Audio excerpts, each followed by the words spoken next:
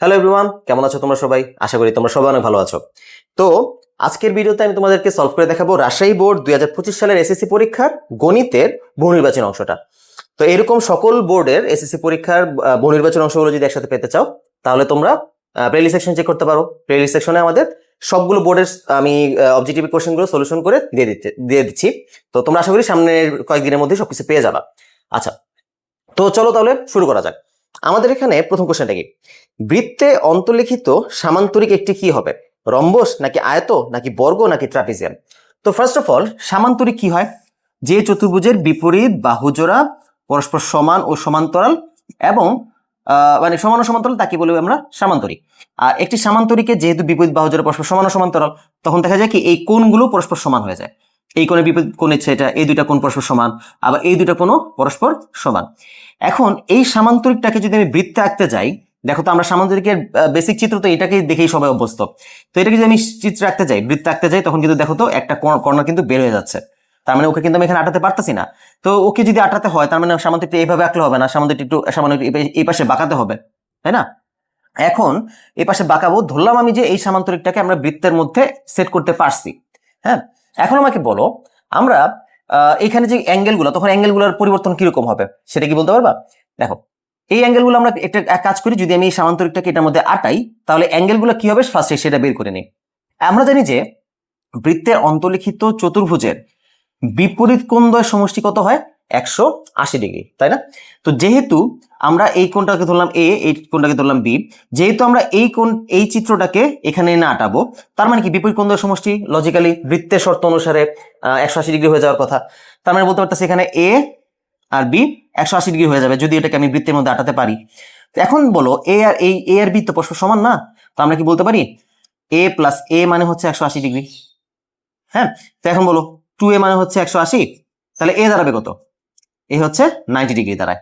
তাহলে বুঝতে পারছো, তার মানে এটাও 90 ডিগ্রি হয়ে যাবে, এটাও 90 ডিগ্রি, এটাও 90 ডিগ্রি, এটাও 90 ডিগ্রি, অর্থাৎ এখানে সবগুলো কোণই 90 ডিগ্রি হয়ে যাবে। তার মানে বৃত্তের অন্তর্লিখিত সামান্তরিকের দিক থেকে কেমন হবে? এমন হবে। আর যেহেতু এই সামান্তরিকের বিপরীত বাহুগুলো পরস্পর সমান ও সমান্তরাল এবং কোণগুলো 90 ডিগ্রি, তখন তাকে আমরা কি বলি? তখন এটার স্পেসিফিক একটা স্পেশাল নাম দিই আমরা, সেটা হচ্ছে আয়ত। তার মানে এটার অ্যান্সার দাঁড়াচ্ছে কত আমাদের? এটার অ্যান্সার দাঁড়াবে আমাদের আয়ত, অর্থাৎ খ হচ্ছে এটা কারেক্ট অ্যান্সার। আই হোপ তোমরা বুঝতে পারছো। আচ্ছা, তারপর অঙ্ক চলে যাই। কোন ত্রিভুজের কয়টি বহির্বৃত্ত অঙ্কন করা যায়? আচ্ছা, বহির্বৃত্ত বলতে কি বোঝাচ্ছে? একটা ত্রিভুজের বহির্বৃত্ত বলতে বোঝাচ্ছে যে যেই বৃত্তটা একটা বৃত্তের বাহিরে অবস্থান করবে এবং ত্রিভুজের সবগুলো বাহুকে স্পর্শ করে যাবে। তো এরকম আমরা বলতো কয়টা চিত্র আঁকতে পারি? এই যে বাইরে বাইরে যেহেতু আঁকতে হবে, তো আমি এক কাজ করি, বাহুগুলোকে বর্ধিত করে নিই।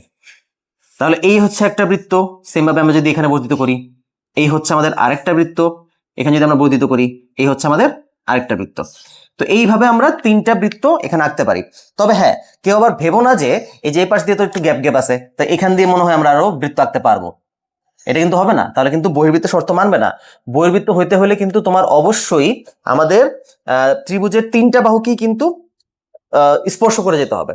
তো দেখো, এই যে বৃত্তগুলো আঁকছি, যে এখানে যে বৃত্তগুলো আঁকছি, সেগুলো কিন্তু সব এই যে এগুলো কিন্তু দেখছো তিনটা বিন্দুতে কিন্তু স্পর্শ করছে, তিনটা বাহুকে কিন্তু স্পর্শ করে গেছে। কিন্তু বাকি যে বৃত্তগুলো আঁকছি এগুলো কি দেখো তো দুইটা বাহুকে স্পর্শ করছে, তৃতীয় বাহুকে স্পর্শ করতে পারছে? পারে নাই কিন্তু।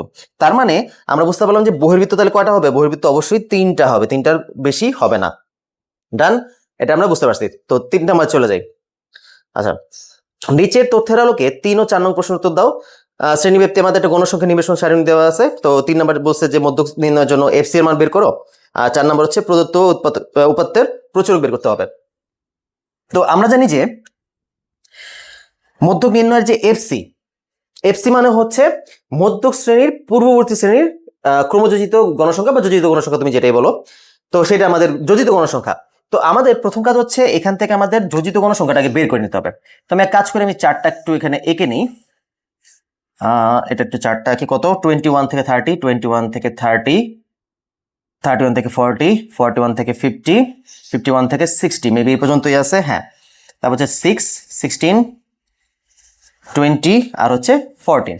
অলরাইট, তো এই তো আমরা যোজিত গণসংখ্যাটা বের করে ফেলি। কি দাঁড়াবে? এটা হচ্ছে 6, এটা হচ্ছে 6 আর 16 যোগ করলে 22, এখান থেকে এভাবে যোগ করি আমরা। তারপর হচ্ছে 42, তারপর এখানে আসতেছে কত, এখানে আসতেছে 56। ডান। তো এটা হচ্ছে আমাদের যোজিত গণসংখ্যা। এখন আমাদের তো ফার্স্টে মধ্যক শ্রেণী বের করতে হবে। মধ্যক শ্রেণী আমরা কিভাবে বের করতে পারি? মধ্যমানটা শ্রেণী আমাদের যে এই গণসংখ্যার যে মধ্যমানটা থাকবে সেটা যেই ঘরে থাকবে সেটা হচ্ছে আমাদের মধ্যক শ্রেণী। তো আমরা কিভাবে বের করতে পারি? এখানে যেহেতু যোগ করে লাস্ট পর্যন্ত আমরা 56 পাইছি, তার মানে এখানে টোটাল গণসংখ্যা হচ্ছে 56। এখন 56 কে আমরা 2 দ্বারা ভাগ করলে কত পাই? 28। এটা হচ্ছে আমাদের মধ্যমান। এখন বলো তো এই 28টা কোথায় অবস্থান করতেছে? এই পর্যন্ত হচ্ছে আমাদের 22 অবস্থান করতেছে, তাই না? তো 22-এর পর থেকে 42 পর্যন্ত যত সংখ্যা আছে সবাই কিন্তু এই ঘরে অবস্থান করতেছে। তার মানে এইটাই হচ্ছে আমাদের মধ্যক শ্রেণী। মধ্যক শ্রেণী, ঠিক আছে? তো এটা যদি মধ্যক শ্রেণী হয় তাহলে এই মধ্যক শ্রেণীর পূর্ববর্তী শ্রেণীর যোজিত গণসংখ্যা কত? 22। তার মানে বলতে পারতেছি এটাই হবে আমাদের কত? এফসি। ডান। তার মানে 22 কোথায় আসছে? এই যে এখানে 22 হচ্ছে আমাদের এফসি এর মান। ডান। প্রদত্ত উপাত্তের প্রচুরক কত? তো এখন আমাদের আবার প্রচুরক বের করতে বলছে। প্রচুরক বের করার একটা সূত্র আছে, সেই সূত্রটা কি? L plus f1 divide by f1 plus f2 into h। এটা হচ্ছে আমাদের প্রচুরক নির্ণয় সূত্র, যেখানে এল মানে হচ্ছে প্রচুরক শ্রেণীর নিম্ন সীমা। তো প্রচুরক শ্রেণী আমরা কিভাবে পাই? যেই ঘরের মধ্যে বেশি গণসংখ্যা আছে সেটা হচ্ছে আমাদের প্রচুরক শ্রেণী। তো এখানে আমরা দেখতে পাচ্ছি এই ঘরে প্রচুরক মানে 20টা আছে, মানে এখানে গণসংখ্যা বেশি, তার মানে এটা হচ্ছে প্রচুরক শ্রেণী। এটার নিম্ন সীমা কোনটা? নিম্ন সীমা হচ্ছে 41। এল এর মান দাঁড়াচ্ছে কত? 41। ডান। তারপর আসি f1। f1 মানে কি? f1 মানে হচ্ছে প্রচুরক শ্রেণীর গণসংখ্যা বিয়োগ তার আগের শ্রেণীর গণসংখ্যা। ওকে, তা 20 থেকে যদি 16 বাদ দাও তাহলে কত আসবে? 4। এখানে f1 আছে, এটাও হবে 4। আবার f2 কি? প্রচুরক শ্রেণীর গণসংখ্যা বিয়োগ তার পরের শ্রেণীর গণসংখ্যা। পরের শ্রেণীর গণসংখ্যা কত? 14। 20 থেকে 14 বাদ দিলে কত থাকে? 6। আর h কি? h হচ্ছে শ্রেণী ব্যাপ্তি। তো 21 থেকে 30 পর্যন্ত কত হয়? 21 থেকে 30 পর্যন্ত হয় 10 ঘর। ঠিক আছে, কেউ আবার 9 ঘর পাইবো না। এখানে কিন্তু তুমি যদি ক্যালকুলেটর 30 থেকে 21 বিয়োগ করো না তাহলে কিন্তু 9 আসবে, কিন্তু যখন আমরা শ্রেণী ব্যক্তি বিয়োগ করে মানে বের করি তখন কিন্তু আবার 1 যোগ করে নিতে হয়। আচ্ছা, তো 41 প্লাস 4 ডিভাইড বাই 4, আচ্ছা 4 আর 6 যোগ করলে তো হবে কত? 10 ইন্টু 10, কাটাকাটি করলে 41 প্লাস 4 মানে হচ্ছে 45। এটা হচ্ছে আমাদের প্রচুরক। তো 45 কোথায় আছে? 45 হচ্ছে আমাদের খ নাম্বার, তার মানে খ হচ্ছে কারেক্ট অ্যান্সার। অলরাইট, আশা করি বুঝতে পারছো সবাই। আচ্ছা, তারপরে চলে যাই 5। বর্গক্ষেত্রের প্রতিসাম্য রেখা কয়টি? বর্গক্ষেত্রের প্রতিসাম্য রেখা কয়টি? তো বর্গক্ষেত্রের প্রতিসাম্য রেখা বলতে আমরা মূলত কি বুঝতেছি? প্রতিসাম্য রেখা হচ্ছে এমন একটি রেখা যেই রেখা বরাবর তোমরা কোনো একটা অবজেক্টকে যদি ভাঁজ করো তাহলে সেই ভাঁজটা হুবহু মানে দুই ভাঁজ একসাথে মিলে যায়, তাকে বলা হয় প্রতিসাম্য রেখা। তো এখন আমাদের বলছে যে বর্গক্ষেত্রের প্রতিসাম্য রেখা। তো আমরা কাজ করি, আমি তোমাদেরকে একটু একটা কাগজ দিয়ে বুঝাই। এই যে এটা দেখো, তো এইটা হচ্ছে আমাদের একটা বর্গক্ষেত্র। দেখো, এই হচ্ছে আমাদের বর্গক্ষেত্র, দেখছো? এটা কিন্তু আমি বর্গাকারে কেটে রাখছি। তো এই যে বর্গক্ষেত্রটা, এই বর্গক্ষেত্রটাকে তুমি কিভাবে ভাঁজ করলে মানে দুইটা ভাঁজ হুবহু ভাবে মিলে যাবে? তুমি খেয়াল করো, আমি যদি বর্গক্ষেত্রটাকে এইভাবে ভাঁজ করি, এই যে ধরো এই বরাবর ভাঁজ করি, দেখো তো এই ভাঁজ আর এই ভাঁজ কি মিলছে? এই ভাঁজ কিন্তু মিলতেছে না, এটা কিন্তু মিলতেছে না। তো তুমি কি করতে পারো? তাহলে কোন বরাবর ভাঁজ করলে এটা মিলবে? দেখো, আমি যদি ঠিক মাঝখান বরাবর একদম মাঝে বরাবর যদি ভাঁজ করে দিই তখন দেখো হুবহু মিলে গেছে, দেখছো? দুই ভাঁজ কিন্তু হুবহু মিলে গেছে। তো এইভাবে একবার করতে পারলাম, তারপর আবার যদি আবার এইভাবে ভাঁজ করি, এইভাবে ভাঁজ করি, এই ধরো ভাঁজ করছি, দেখছো? এখানে কিন্তু আবার হুবহু মিলে গেছে। তো এই দুইটা রেখা পেলাম। আরো কি রেখা আছে? হ্যাঁ, আরো রেখা আছে। আমরা যদি বর্গক্ষেত্রের কর্ণ বরাবর, এই যে কর্ণ, এই দেখছো, এই যে কর্ণ বরাবর যদি ভাঁজ করি তখনও দেখো হুবহু মিলে গেছে। আবার আরেকটা কর্ণ বরাবর ভাঁজ করি তখনও হুবহু মিলে গেছে। মানে টোটাল 4টা রেখা দিয়ে আমরা ভাঁজ করার পরে এই যে এখানে এই যে এই বরাবর একটা, এই বরাবর একটা, কর্ণ একটা। তো টোটাল 4টা রেখা দিয়ে যদি আমরা ভাঁজ করি তখন কিন্তু বর্গক্ষেত্রটা মানে দুইটা ভাঁজ হুবহু ভাবে মিলে যায়। তার মানে এখানে আমরা কি বলতে পারতেছি? তার মানে অবশ্যই আমরা এখানে বলতে পারতেছি বর্গক্ষেত্রের প্রতিসাম্য রেখা কয়টা হবে? হবে 4টা। আচ্ছা, যদি এর বর্গক্ষেত্র না হয় রম্বস হইতো, দেখো এই যে একটা রম্বস এঁকে রাখছি, আমি বানায় রাখছি, এই রম্বস যদি হতো তখন কি রম্বসে আমরা তো বর্গক্ষেত্রের মাঝখান বরাবর দাগ দিতে পারছি, তো বর্গক্ষেত্রে কি রম্বসে কি মাঝখান বরাবর দাগ দিলে মিলতো? দেখো তো, এই দেখো এটা কি মিলে? এই পাশ দিয়ে বেরিয়ে গেছে, এই পাশ দিয়ে দিক দিয়ে বেরিয়ে গেছে, এটা কিন্তু মিলে না। তো রম্বসে কিন্তু শুধুমাত্র কর্ণ বরাবরই মিলানো যায়, দেখছো? কর্ণ বরাবর মিলানো যায়, শুধুমাত্র এই যে কর্ণ বরাবর এটাকে মিলানো যায়, ঠিক আছে? তো রম্বসের ক্ষেত্রে যদি প্রতিসাম্য রেখা জিজ্ঞেস করা হতো তখন অ্যান্সার কত হইতো? 2 হইতো। আচ্ছা, তো ব্যাস এটা হইলো বর্গক্ষেত্রের প্রতিসাম্য রেখা, আমরা বুঝতে পারলাম। তারপর আমরা চলে যাই 6। কোন ধারার প্রথম পদ 8 সাধারণত 2 হলে ধারাটি এত, ধারাটির দশম পদ এত, আর ধারাটির প্রথম 15টি পদের সমষ্টি হচ্ছে 300। আচ্ছা দেখি, একটু চেক করে দেখি। ধারাটার প্রথম পদ হচ্ছে 8, সাধারণ অন্তর বলা হয়েছে 2, তার মানে 8 এর সাথে 2 যোগ করলে আমরা পাই কত? 10, 10 এর সাথে 2 যোগ করলে পাই আমরা কত? 12, 12 সাথে 2 যোগ করলে আমরা কত পাই? 14। তো এইটা লজিক্যালি আমাদের ধারাটা হওয়ার কথা। 8, 10, 12, দ্যাট মিনস এক নাম্বারটা কারেক্ট, এক নাম্বারটা কারেক্ট। ধারাটির দশম পদ হচ্ছে 26। এখন আমরা কোনো ধারার n-তম পদ নির্ণয়ের সূত্র জানি, a plus n minus 1 into D. এখানে আমাদের প্রথম পদ হচ্ছে 8, এ দ্বারা প্রথম পদকে বোঝায় 8। n হচ্ছে আমাদের কি চাইছে? কততম পদ চাইছে। n মানে হচ্ছে কততম পদ। এখানে দশম পদ বের করতে বলছে, তো আমরা বসাই দশম, 10, এর মান 10 মাইনাস 1। আর ডি কত? ডি হচ্ছে সাধারণ অন্তর। সাধারণ অন্তর আমাদের কত ছিল এখানে? 2, ব্যাস বসাই দিলাম। 8 প্লাস এখানে 9 ইন্টু 2, দ্যাট মিনস কত আসবে? 8 প্লাস 18 মানে হচ্ছে 26। দ্যাট মিনস 2 নম্বরটাও কারেক্ট, কোনো ক্ষতি নাই 2 নম্বরটাতে। আচ্ছা, তারপর আসি, ধারাটির প্রথম 15টি পদের সমষ্টি হচ্ছে 300। আচ্ছা, 15টি পদের সমষ্টি, আমরা ধারার সমষ্টি সূত্র কি জানি? সমষ্টি সূত্র হচ্ছে n/2, 2a plus n minus 1 into D. এটা হচ্ছে আমাদের সমষ্টি সূত্র, যেখানে n দ্বারা বোঝা হয় মানে বোঝানো হয় কয়টি পদের সমষ্টি বের করতে বলা হয়েছে। তো এখানে আমাদের 15 ডিভাইড বাই 2, 2 ইন্টু a কত? a হচ্ছে প্রথম পদ 8 প্লাস n হচ্ছে 15 মাইনাস 1, ডি কত? ডি হচ্ছে 2। ব্যাস, এবার আমরা ক্যালকুলেশন করি। 15 ডিভাইড বাই 2, এখানে কত? 8 দুগুণে এখানে আসবে 16 প্লাস এখানে 14 ইন্টু 2 মানে হচ্ছে 15 ডিভাইড বাই 2 ইন্টু 16 যোগ 28 মানে কত? 15 ডিভাইড বাই 2 ইন্টু এখানে আসবে কত? 38 আর হচ্ছে 44। অলরাইট, এখানে আমাদের 44 চলে আসে। তো কাটাকাটি গুলো আসবে 22। তো 15 আর 12 15 আর 22 গুণ করলে কত হয় দেখি একটু। 15 ইন্টু 22, 15 ইন্টু 22 কত হয়? 330। কিন্তু এখানে আছে কত? এখানে আছে 300, তার মানে এখানে কারেক্ট অ্যান্সার হবে না। এখানে 3 নাম্বারটা আমাদের কারেক্ট পাচ্ছি না আমরা। ওকে, দেখি তো অঙ্কটা ঠিক আছে কিনা। 15টি পদের সমষ্টি 15/2, n2 ইন্টু 8 প্লাস 15 মাইনাস 2 মানে 15 মাইনাস তো আচ্ছা, এটা 8 দুগুণে 16, 14 দুগুণে 28, 30 আর 44। হ্যাঁ ঠিক আছে, এটা কিন্তু কারেক্ট হচ্ছে না, তার মানে এখানে 330 আসতেছে আমাদের অ্যান্সার। তার মানে 3 নাম্বার অপশনটা কিন্তু ভুল। ওকে, তো 1 আর 2 হচ্ছে আমাদের কারেক্ট অ্যান্সার। অলরাইট, আশা করি এটা সবাই বুঝতে পারছি। আচ্ছা, 6 পরে তারপর আমরা 7-এ চলে যাই। 7 কি বলছে দেখো। 7 আমাদের বলছে 3 ভিত্তিক log 3 cubic root of 3 equals to what? আমাদের বের করতে বলছে 3 ভিত্তিক লগ 3 কিউবিক রুট অফ 3, এটার মান বের করতে বলা হয়েছে।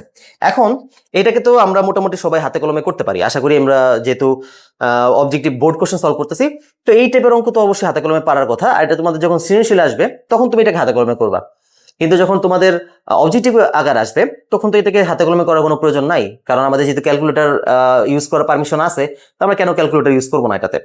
এই অঙ্কগুলোকে আমরা ক্যালকুলেটরের মাধ্যমে খুব সহজেই সমাধান করতে পারি। তো আমি তোমাদেরকে এখন ফার্স্টে ক্যালকুলেটরে সমাধান করে দেখাবো। দেখো, আমি তোমাদেরকে 991 ES প্লাস এবং 100 MS দুইটা দিয়ে সমাধান করে দেখাবো। দেখো, প্রথমে আমরা 991 ES প্লাস দিয়ে সমাধান করব। তো কিভাবে করব? ফার্স্টে 991 ES প্লাস দিয়ে তো এটা ইজি। এই যে লগের এই বাটনে প্রেস করবা, দেন প্রেস করে আমরা নিচে ভিত্তি আকার কত আছে আমাদের? ভিত্তি হচ্ছে 3 দিলাম, উপরে 3 কিউবিক রুট আমাদের এখানে ডিরেক্ট লেখা যায়। হ্যাঁ, ডিরেক্ট লেখা যায়, শিফট, এই যে কিউবিক রুট দিলাম, দেন 3 ইকুয়াল প্রেস করি। দেখো 4/3 হচ্ছে আমাদের কারেক্ট অ্যান্সার। ডান, এটা তো আমরা পেরে গেলাম। 991 ES প্লাস দিয়ে ইজিলি করা যায়, কিন্তু 100 MS এর ক্ষেত্রে এই আমরা তো ভিত্তিটা লিখতে পারি না। তো এই কারণে কি করে, এটাকে একটা সূত্র অ্যাপ্লাই করে দেন আমরা এই 100 MS এর মধ্যে এটা অ্যাপ্লাই করি। সূত্রটা কি? সেটা হচ্ছে এ ভিত্তিক লগ বি মানে হচ্ছে log B divide by log A. তো এই সূত্রকে আমরা অ্যাপ্লাই করার পরে দেন আমরা 100 MS টা ইউজ করি। তো এই সূত্র যদি আমি এখানে অ্যাপ্লাই করি, কি লেখা যাবে? এখানে 3 তো থাকবে না, আমাদের থাকবে 3 cubic root of 3 divide by log 3। এই যে এখন এটাকে আমরা লিখতে পারলাম, এটাকে আমরা ক্যালকুলেটরের মধ্যে ইউজ করতে পারবো। তো চলো দেখা যাক আমরা কিভাবে করব। খেয়াল করো, উপরে হচ্ছে আমাদের লগ 3 কিউবিক রুট অফ 3, তো আমি এটাকে ব্র্যাকেট দিয়ে লিখবো 3 কিউবিক রুট অফ 3। কিভাবে লেখা বলো তো? এই যে এটার মধ্যে ওই যে উপরে দেখো, এই যে এই পাওয়ার বাটনের উপরে দেখছো ওই যে এক্স দিয়ে রুট দেওয়া, তো আমরা 3 কিউবিক রুট অফ 3 লিখবো, তো এই জন্য 3 দিব, দেন আমি এই চিহ্নটাতে প্রেস করবো, দেন 3 দিব, ওকে, দেন ব্র্যাকেট ক্লোজ। এই যে আমাদের 3 কিউবিক রুট অফ 3টা লেখা হয়ে গেল। এবার আমরা ডিভিশন কত দিব? ডিভিশন হচ্ছে লগ 3, এই লগ 3। দেখো এবার ইকুয়াল প্রেস করো, এই যে সামথিং একটা মান আসছে 1.3333, এটাকে তুমি শিফটে প্রেস করে এই বাটনে প্রেস করবা, দেখো 4/3 চলে আসছে। ওকে, তো এই ক্যালকুলেটর আমরা এইভাবে কিউবিক 3টাকে লিখে থাকি। ওকে, আশা করি বুঝতে পারছো। তাহলে এটার অ্যান্সার দাঁড়াচ্ছে কত? এটার অ্যান্সার দাঁড়াচ্ছে আমাদের 4/3, তাই না? তো 4/3 হচ্ছে কারেক্ট অ্যান্সার। ডান। ওকে, তো 7 নাম্বার শেষ। 7 নাম্বার আমরা এইভাবে, এই তো এই টাইপের অঙ্কগুলোকে তোমরা সবসময় ক্যালকুলেটর দিয়ে সমাধান করবা। যারা 991 ES প্লাস ইউজ করো তাদের জন্য তো খুবই সহজ, এটা ডিরেক্ট তুলে ফেলা যায়। আর যারা 100 MS ইউজ করো তাদের কোনো ক্ষতি নেই, এই যে এইভাবে তোমরা এটাকে অ্যাপ্লাই করতে পারো। আচ্ছা, তারপর আটে চলে যাই।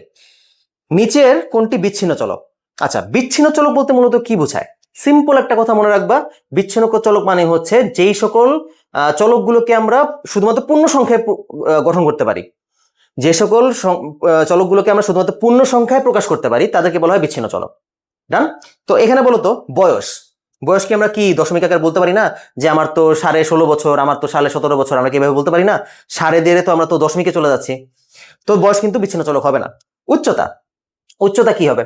উচ্চতা তো সেম ভাবে বিচ্ছিন্ন চলক। আমি বলবো যে আমার হাইট হচ্ছে 5 feet 7 inches, তাই না? তো এটাকে আমি তো 5 feet 7, মানে 5 feet হচ্ছে একটা আলাদা বলতেছি, মানে মোট কথা হচ্ছে দশমিকে আমরা প্রকাশ করে ফেলতে পারতেছি। বা আমি যদি সেন্টিমিটার প্রকাশ করি তাহলে আমার 170 পয়েন্ট সামথিং চলে আসে, মানে দশমিকে চলে যাচ্ছে। ওজন তো ডেফিনেটলি করা যায় ভাই, আমার ওজন একটু বেশি হয়ে আছে, তো আমার ওজন বর্তমানে আছে 88 পয়েন্ট সামথিং কেজি। হ্যাঁ, তো 88 পয়েন্ট সামথিং, দেখো আমি 88 পয়েন্ট কিন্তু সামথিং বলতেছি, তো 88 পয়েন্ট সামথিং কেজি, এই যে দেখো আমি সামথিং দশমিক দিয়ে বলছি। তারপর হচ্ছে জনসংখ্যা। এখন বলো, জনসংখ্যা কি তুমি দশমিক দিয়ে প্রকাশ করতে পারবা? তুমি কি বলতে পারবা যে বাংলাদেশে জনসংখ্যা হচ্ছে 3,3,3 জন, বা ধরো 10 কোটি, কি বলো 3 কোটি না তো 18,3,3 জন মানুষ বাংলাদেশে বাস করে, এটা কি বলা যাবে? জনসংখ্যা কখনো দশমিকে প্রকাশ করা যায়? তো জনসংখ্যা কিন্তু দশমিকে প্রকাশ করা যায় না। তো এই জন্য বিচ্ছিন্ন চলক কি? বিচ্ছিন্ন চলক হচ্ছে জনসংখ্যা এখানে। তো এটা হচ্ছে আমাদের কারেক্ট অ্যান্সার। ডান। আচ্ছা, 8 গেল। 9 চলে আসি। নিচের কোনটি স্বাভাবিক সংখ্যা? স্বাভাবিক সংখ্যা কি জিনিস? স্বাভাবিক সংখ্যা হচ্ছে এক, মানে স্বাভাবিক সংখ্যা দ্বারা মানে মূলত স্বাভাবিক সংখ্যা সেটটাই হচ্ছে 1 2 3 4 5 6 এভাবে চলতে চলতে অসীমের দিকে যাবে। 1 থেকে শুরু হয় স্বাভাবিক সংখ্যা, কিন্তু শুরুই হয় 1 থেকে, তাই না? 0 কিন্তু অ্যাকসেপ্টেড না, 1 থেকে কিন্তু স্বাভাবিক সংখ্যাটা আমরা গণনা করা শুরু করি। তো এখন বলো, এখানে অপশনগুলোর মধ্যে আছে ফার্স্টে হচ্ছে -3। -3 কি একটা? তুমি এটাকে বলতে পারো ঋণাত্মক সংখ্যা বলতে পারো, অথবা তুমি এটাকে পূর্ণ সংখ্যা বলতে পারো।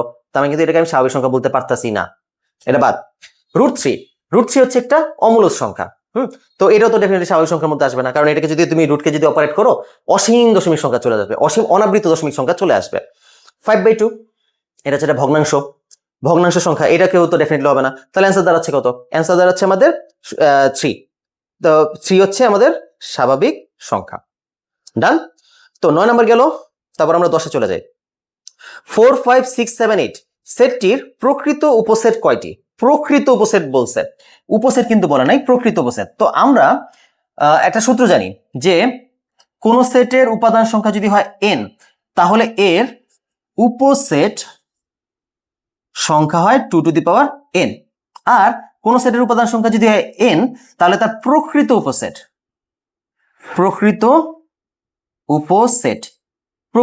সংখ্যা হয় 2 টু দি পাওয়ার n-1, একটাকে বাদ দিতে হয়।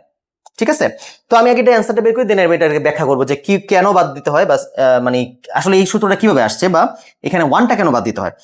তো এই লজিক অনুসারে আমাদের দেখো, এই যে সেটটা দেয়া আছে, এখানে উপাদান কয়টা? 1 2 3 4 5টা হচ্ছে উপাদান।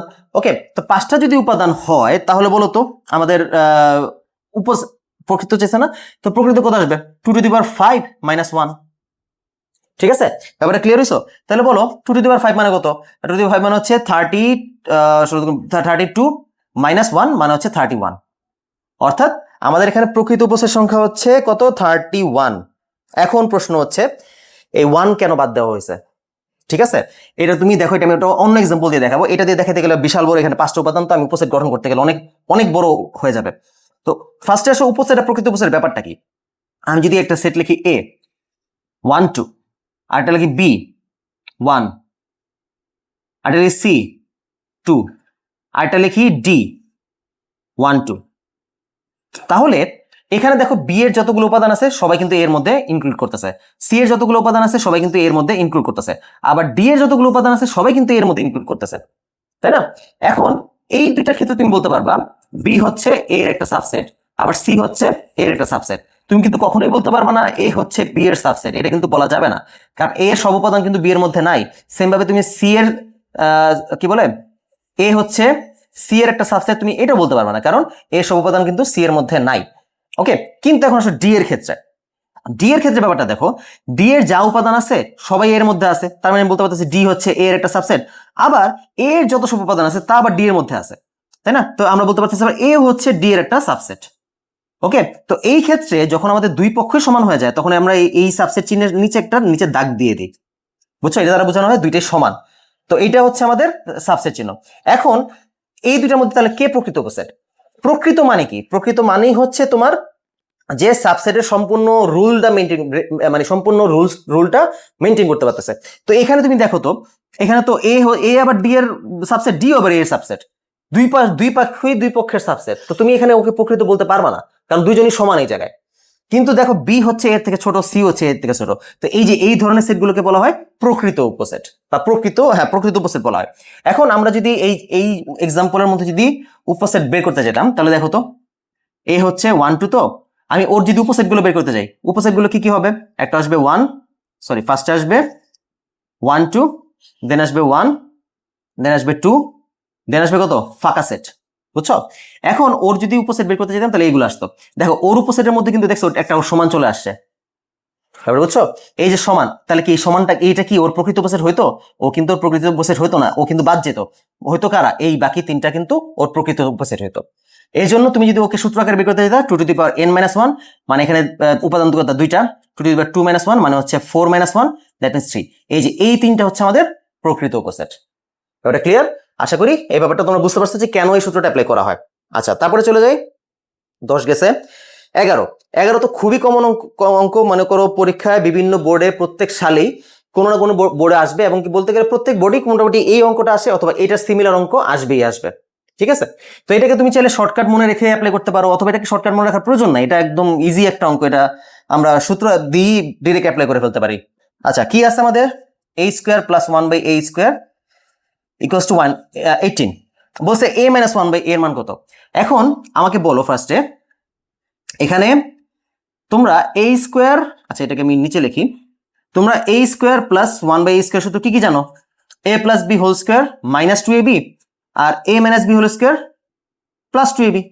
ব্যাস, এই দুইটা সূত্র দিয়ে তো আমরা ডিরেক্ট এই পুরো অঙ্কটা শেষ করে ফেলতে পারবো।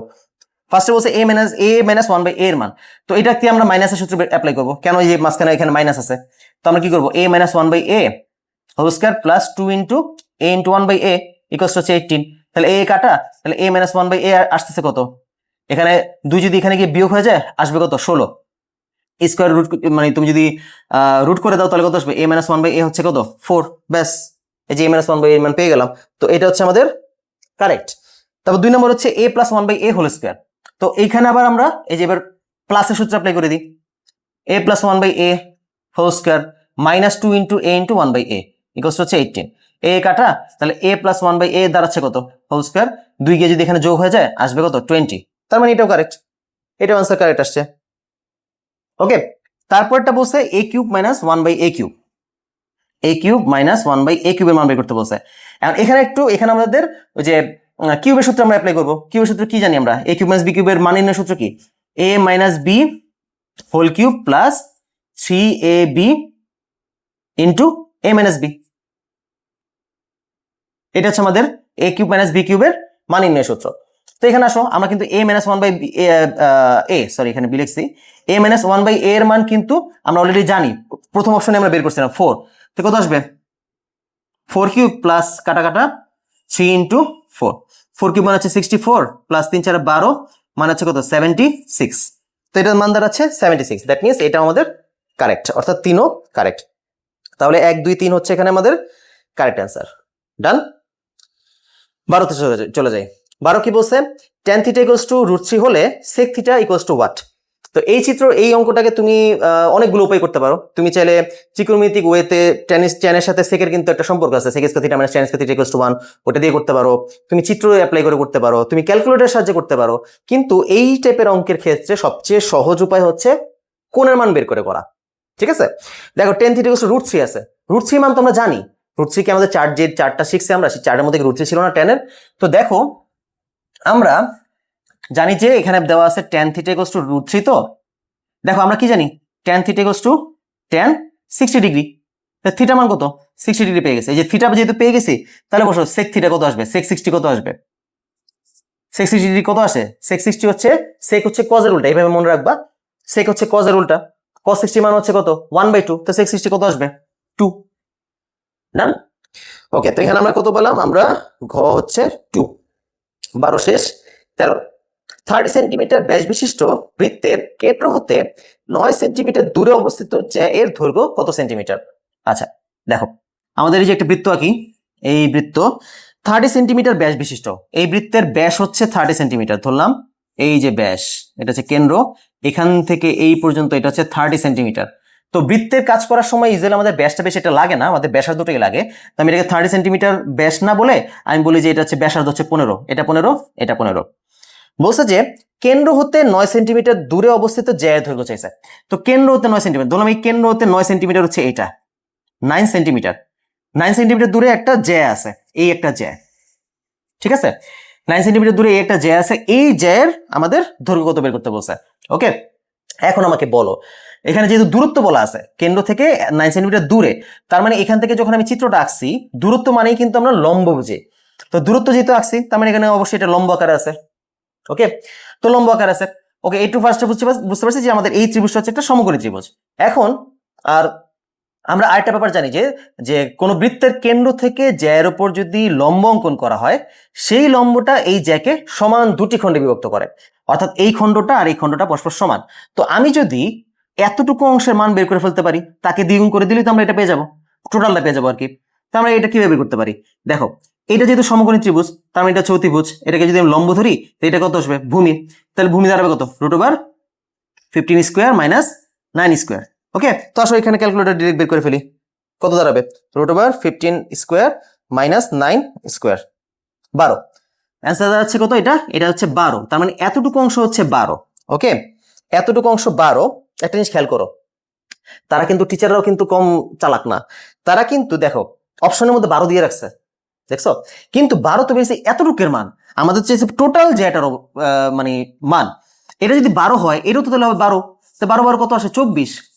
তো টোটাল জে এর মান কত আসবে? 24 আসবে অ্যান্সার। তার মানে এখানে হবে 24 অ্যান্সার। কিন্তু দেখো টিচাররা কিন্তু এখানে 12 দিয়ে দিছে, তার মানে এখানে কিন্তু এটা ভুল করার সম্ভাবনা চলে আসবে। তোমরা দেখা গেছে কি পরীক্ষার তারার কারণে এখানে 12 বের করছো, 12 বের করার পর তুমি 12 জায়গায় দিছো, যেহেতু অপশনের মধ্যে 12 আছে। তো এই ভুল কিন্তু করা যাবে না। এখানে কিন্তু খুব ভালোভাবে ফোকাস রাখতে হবে যে এইখানে যে এরকম কিন্তু টিচাররা দিয়ে দেয় যে স্টুডেন্টরা কোথায় ভুল করে, টিচাররা কিন্তু এটা জানে, সেভাবে কিন্তু অপশন দিয়ে দেয়। তোমাদের এখানে কিন্তু খুব সচেতন থাকতে হবে। আচ্ছা, 13 গেল। 14, x ইকুয়ালস টু -5 হলে 3x - 2y = 5 সমীকরণ হতে প্রাপ্ত বিন্দুটি কোন চতুর্ভাগে অবস্থিত? আচ্ছা, ফার্স্ট অফ অল আমাদের দেওয়া আছে x ইকুয়ালস টু -5 আর সমীকরণটা হচ্ছে কত?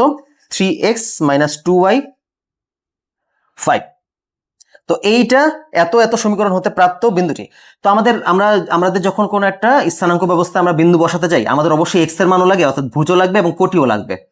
দুইটা বিন্দু ছাড়া কিন্তু আমরা কোনো বিন্দু বসাতে পারি না। এখানে আমরা x এর মান লাগবে, y এর মান লাগবে। আমরা দেখতে পাচ্ছি x এর মান দেওয়া আছে, এখন আমাদের y এর মানটা বের করলে তো হয়ে যায়। তো y এর মান কিভাবে বের করবো? x এর জায়গায় x এর মানটা বসায় দিই। 3 × -5 - 2y = 5, -15 - 2y = 5, তার মানে -2y = 5 + 15 -2y = কত দাঁড়াবে? 20, মানে y দাঁড়াচ্ছে কত? 20 / -2, মানে y দাঁড়াচ্ছে -10। অলরাইট, সো এইটা হচ্ছে আমাদের y এর মান বের হলো -10। ঠিক আছে, তাহলে বিন্দুটা কত দাঁড়াচ্ছে? বিন্দুটা দাঁড়াচ্ছে -5 আর -10। এখন বলো -5 আর -10 কোন বিন্দুতে থাকে, কোন কোয়াড্রেন্টে থাকে? এই যে x অক্ষ বরাবর মাইনাস, মানে এই পাশে আসবে 1 2 3 4 5, y অক্ষ বরাবর মাইনাস মানে হচ্ছে নিচে আসবে 1 2 3 4 5 6 7 8 9 10। তার মানে আনুমানিক এখানে হবে বিন্দুটা। তো এটা কোন চতুর্ভাগ? এটা হচ্ছে ফার্স্ট, এটা হচ্ছে সেকেন্ড, এটা হচ্ছে থার্ড, এটা হচ্ছে ফোর্থ। তার মানে কোন কোয়াড্রেন্টে আছে? তৃতীয় চতুর্ভাগে। অলরাইট, তো আশা করি সবাই এটা বুঝতে পারছো, এটা হচ্ছে তৃতীয় চতুর্ভাগে। ডান, ওকে। তারপর আসি 14 গেল 15। দুইটি সংখ্যার অনুপাত 2:3 এবং তাদের লসাগু 24 হলে সংখ্যা দুটির গসাগু কত? তো লসাগু গসাগুর অঙ্ক চলে আসছে। এখন লসাগু মানে কি? লসাগু মানে হচ্ছে দুটি সংখ্যার মধ্যে দুটি সংখ্যার উৎপাদকগুলোর মধ্যে যতগুলো কমন উৎপাদক আছে তাদেরকে আমরা একবার করে নিব, আর যতগুলো আনকমন উৎপাদক আছে তাদেরকে একবার করে দেব। নেওয়ার পরে তাদেরকে গুণ করলে পর আমরা যে রেজাল্ট পাই সেটা হচ্ছে আমাদের লসাগু। আশা করি তোমরা লসাগুর ব্যাপারটা সবাই জানো, কারণ 6, 7, 8 তোমরা অবশ্যই লসাগু করে আসছো। আচ্ছা, তো এখানে আমাদের যেহেতু বলছে দুটি সংখ্যার অনুপাত হচ্ছে 2:3, তাহলে আমরা অনুপাতের সাধারণ রাশি ধরে নিলাম x। তাহলে সংখ্যা দুটো কত দাঁড়াবে? 2x আর 3x। তাহলে লসাগু কত দাঁড়ায়? লসাগু কত দাঁড়ায়? কমন নিব একবার, এই যে কমন আছে x নিব একবার, আর আনকমন গুলো একবার করে নিব 2, 3। তো এই যে এদিকে গুণ করলেই তো যে রেজাল্টটা পাবো সেটা হচ্ছে আমাদের লসাগু। এখন লসাগুর মান দেয়া আছে। লসাগুর মান কত? লসাগুর মান হচ্ছে 24। তার মানে x মানে কত বলতে পারতেছি? 24 ডিভাইড বাই 3 গুণে 6, ঠিক আছে? তো x এর মান দাঁড়াচ্ছে কত? 4, 4 6 24। তো x এর মান আমরা 4 পেয়ে গেছি। ওকে, তো আমরা লসাগু থেকে আমরা x এর মান পেয়ে গেলাম। এখন সংখ্যা দুটির গসাগু চাইছে। গসাগু মানে কি? গসাগু হচ্ছে দুইটা সংখ্যার মধ্যে জাস্ট যে সংখ্যাটা কমন থাকে সেই সংখ্যাটাকে বলা হয় গসাগু। অর্থাৎ এখানে এই সংখ্যা যদি আমি গসাগু বের করতে যেতাম, গসাগু হচ্ছে গিয়ে কত? x মান তো পেয়েছি 4, তার মানে এখানে গসাগু হচ্ছে 4। ব্যাপারটা ক্লিয়ার হয়েছে? তো এটা আমি তো এখানে তোমাদেরকে হাতে কলমে করে দেখাইছি। তুমি যখন এই কনসেপ্টটা জানবা, যখন এটাকে ভালো এক্সপার্ট হবা, তোমার কি এটা দেখা লাগবে? দেখো আমি কিন্তু এখান থেকে মনে মনে কাজ করে কিন্তু বের করতে পারতেছি যে এখানে 2x আসছে, ওখানে হচ্ছে 3x আসবে। তাহলে 3 দুগুণে 6, 6 দ্বারা 24 কে ভাগ করলে আমাদের চলে আসে 4। তাহলে x এর মান 4 আর গসাগু হচ্ছে 4। তুমি যখন এই কনসেপ্টটা পুরোপুরি ক্লিয়ার হবা তখন কিন্তু তোমার জন্য এটা হাতে কলমে করার কোনো প্রয়োজন নাই। তুমি কিন্তু অঙ্ক দেখার সাথে সাথে এটা কিন্তু বলে দিতে পারবা। ওকে, তো আসো এখানে আমাদের অ্যান্সার আসছে কত? গসাগু হচ্ছে 4। ডান। তারপরে চলে যাই, একটি নির্দিষ্ট চতুর্ভুজ অঙ্কনের ক্ষেত্রে কয়টি স্বতন্ত্র উপাত্তের প্রয়োজন হয়? আচ্ছা, এটা একটু মুখস্থবিদ্যা রাখবা, যে মুখস্থবিদ্যা না, এখানে বোঝার ব্যাপার আছে যে একটি নির্দিষ্ট চতুর্ভুজ, যে কোনো চতুর্ভুজ না, কিন্তু একটা স্পেসিফিক তোমাকে চতুর্ভুজ যদি আমি আঁকতে বলি, আমি এখানে দাঁড়ায় আছি, তোমাকে যদি আমি বলি যে তুমি আমাকে একটা চতুর্ভুজ এঁকে দাও, তুমি আমাকে জিজ্ঞেস করবা স্যার আমি কি তথ্য দিয়ে আঁকবো, কারণ চতুর্ভুজ আমি হাজার কোটি কোটি রকমের চতুর্ভুজ আঁকতে পারি, তাই না? তো তোমাকে কিছু তথ্য দিতে হবে, সেই তথ্যের আলোকে তুমি আঁকতে পারবা। তো এইরকম ভাবে আমি যদি তোমাকে স্পেসিফিক কোনো চিত্র আঁকতে বলি, চতুর্ভুজ আঁকতে বলি, তখন তোমার কয়টা উপাত্তের প্রয়োজন হবে সেটা এখানে জিজ্ঞেস করা হয়েছে। তো সেটা হচ্ছে কি 5টা উপাত্তের প্রয়োজন হয়। উপাত্তগুলো কি কি? একটা হচ্ছে হয় 4টি বাহু আর একটি কোণ, ঠিক আছে, অথবা 4 বাহু একটা কর্ণ, তারপরে অথবা 3 বাহু 2টি কোণ, আবার 3 বাহু 2টি কর্ণ। ওকে, তারপর হচ্ছে আরেকটা হচ্ছে গিয়ে তোমার 2 বাহু 3টি কোণ। দেখো তো এখানে প্রত্যেকটার মধ্যে দেখো যে 4টা একটা 5টা, 4টা একটা 5টা, 3টা 2টা 5টা, 3টা 2টা 5টা, 3টা 2টা 5টা।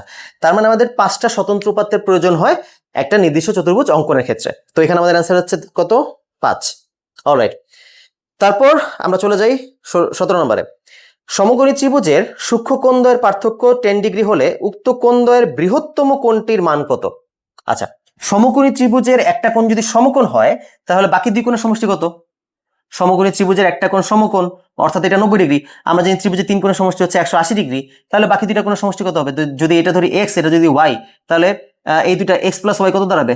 x প্লাস y হচ্ছে কত? 90 ডিগ্রি, তাই না? বাকি দুইটি কোণের সমষ্টি 90 ডিগ্রি। তো আমি এক কাজ করি, আমি এই কোণটাকে ধরে নিই x, তাহলে এটা কি আমি বলতে পারি, যেমন ধরো x plus y equal to 90 বলছিলাম না, 90, তাহলে বলতো y ইকুয়াল টু কি বলা যায়? 90 মাইনাস x, কারণ 90 থেকে যদি টোটাল যেহেতু 90 থেকে একটাকে বাদ দিলে তো আরেকটা পেয়ে যাবো। তো এখানে আমরা এটাকে বলতে পারি 90 মাইনাস x। ওকে, সবাই ক্লিয়ার? তো আমরা এখানে দুইটা কোণ পেয়ে গেলাম, x আর 90 মাইনাস x। এখন x আর 90 মাইনাস x যদি আমাদের মানে বলছে যে এখানে সূক্ষ্ম কোণদ্বয়ের পার্থক্য 10 ডিগ্রি হলে, পার্থক্য 10 ডিগ্রি হলে উক্ত কোণের বৃহত্তম কোণের মান কত? তো পার্থক্য মানে কি? পার্থক্য এখন আমি তো জানি না কে বড় কে ছোট, ধরলাম আমি এটা বড়, ঠিক আছে, ধরলাম এটা বড়। তাহলে x থেকে আমরা যদি 90 ডিগ্রি মাইনাস x, অর্থাৎ এই দুইটা কোণের বিয়োগফলই তো হচ্ছে 10, তাই না? বিয়োগফল হচ্ছে আমাদের 10। তাহলে এখানে আসবে কত? x minus 90 plus x equal to হচ্ছে 10। তাহলে 2x দাঁড়াচ্ছে কত? 10 প্লাস 90, আর এক্স দাঁড়াচ্ছে কত, এখানে 100 ডিভাইড বাই 2 মানে এক্স এর মান দাঁড়াচ্ছে কত 50। তাহলে একটা কোণ আসবে কত, একটা কোণ পাচ্ছি আমরা 50, তাহলে একটা যদি 50 হয় তাহলে আরেকটা আসবে কত 90 মাইনাস 50 মানে হচ্ছে 40। ওকে, এখন আমাদের বৃহত্তমটা চাইছে, তো বৃহত্তমটার মান কত হবে, বৃহত্তমটার মান দাঁড়াবে 40। ডান। তো আশা করি সবাই এটা বুঝতে পারছো। আচ্ছা, তারপর আসি 17 পরে 18। 2 into 8 to the power x minus 1 equals to 1 হলে এক্স এর মান কত।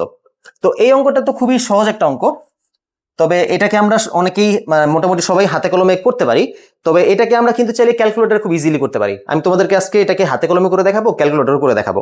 দেখো ফার্স্টে হাতে কলমে করি, 2 into 8 to the power x minus 1 equals to হচ্ছে 1। তো আমরা এখানে যদি এক্স এর মান বের করতে হবে, এক্স কে আমাদের এখানে চলক আকারে নিয়ে আসতে হবে, মানে ও তো চলক আকার আছে কিন্তু সূচকীয় চলক আকার আছে। এখন আমি ওকে যদি নিচে নামাতে চাই, আমাদের দুই পক্ষ থেকে একটা কোনো না কোনো একটা কাজ করে এমন কোনো কাজ করতে হবে যেন এক্স নিচে নেমে আসে। তো এখানে যেহেতু 2 এক্সট্রা ভাবে গুণ আকারে আছে, 8 to the power x minus 1 equals to এখানে বলবো 1 ডিভাইড বাই 2। তাহলে এখানে 8 কে আমরা বলতে পারি 2 cube whole to the power x minus 1, আর এখানে আছে কত 1 বাই 2। দেখো 1 বাই 2 কে আমরা কিন্তু চাইলে বলতে পারি 2 ইনভার্স 1, দুইটা কিন্তু সেম জিনিস, তাই না? তোমরা সূচক অঙ্ক করছো, তোমরা কিন্তু অবশ্যই এটা জানো যে 1 বাই 2 কে আমরা 2 ইনভার্স 1 বলতে পারি। অলরাইট, তো এখানে আমরা কত আসতেছে 2 two the power 3x minus 3, পাওয়ারের উপর হোল পাওয়ার থাকলে পাওয়ার পাওয়ার গুণ হয়ে যায়, এখানে 2 টু দি পাওয়ার মাইনাস 1। ব্যাস, মানে উভয় পক্ষের ভিত্তি মিলে গেছে। আমরা বলতে পারতেছি 3x মাইনাস 3 মানে হচ্ছে মাইনাস 1, বা 3x ইকুয়ালস টু হচ্ছে মাইনাস 1 প্লাস 3 মানে x এর মান দাঁড়াচ্ছে কত 2 বাই 3। এই যে x এর মান হবে কত, x এর মান দাঁড়াচ্ছে আমাদের 2 বাই 3। আচ্ছা, এটাকে যদি আমি ক্যালকুলেটরে করতে চাই তখন আমরা কি করব, ভালো করে লক্ষ্য করো। ক্যালকুলেটরে আমরা ফার্স্টে 991 ES প্লাস দিয়ে দেখবো, দেন আমরা 100 ms দিয়ে দেখবো। দেখো 991 ES প্লাস আমরা কিভাবে করব, আমরা ফার্স্টে অঙ্কটা তুলে ফেলি। 2 into 8 to the power 8 to the power আমাদের কত ছিল x মাইনাস 1, তো আলফা দিয়ে প্রেস করে এটাতে প্রেস করবো, x আসে পড়ছে মাইনাস 1, দেন নিচে নামবো, দেন ইকুয়াল আনতে হবে। ইকুয়ালের জন্য আলফাতে প্রেস করে এটাতে দিব, এটা থেকে এই সমানে কিন্তু কেউ দিও না, ঠিক আছে? এটা আসলো, তারপর ইকুয়াল কত আসবে 1, তারপর আমরা শিফট ক্যালকে একবার প্রেস করবো, ব্যাস এই যে সামথিং একটা আসছে, পরে আমরা ইকুয়ালে প্রেস করি, ঠিক আছে? ইকুয়ালে প্রেস করার পর দেখি কত আসে অ্যান্সার, তাড়াতাড়ি আসবে, কোনো সমস্যা নেই। এটা এই যে 0.6666 সামথিং একটা আসছে, তো এটাকে তো আমরা ভগ্নাংশে নিতে পারতেছি না। দেখো এখানে যদি টিপ দাও ভগ্নাংশে কিন্তু যায় না, তো তুমি কি করবা, কেটে দিবা। ওই মানটা কিন্তু অ্যান্সারের মধ্যে অলরেডি ইনপুট করা আছে, অ্যান্সারের টিপ দিবা, ইকুয়াল প্রেস করবা, দেখো 2 বাই 3 চলে আসছে। ব্যাপারটা ক্লিয়ার? তো এটাকে আমরা এভাবে 991 ES প্লাস দিয়ে করতে পারি। এবার আমরা 100 ms দিয়ে করি। দেখো 100 ms দিয়ে কিভাবে করবো, 100 ms দিয়েও সেম ভাবে আমরা আগে অঙ্কটা তুলে ফেলি। 2 ইন্টু 8 টু দি পাওয়ার, এখানে ব্র্যাকেট ইউজ করতে হবে, আলফা এক্স, তারপর হচ্ছে মাইনাস 1 ব্র্যাকেট ক্লোজ, দেন হচ্ছে গিয়ে ইকুয়াল দিব, আলফা ক্যালকে প্রেস করলে ইকুয়াল চলে আসবে, দেন হচ্ছে গিয়ে 1।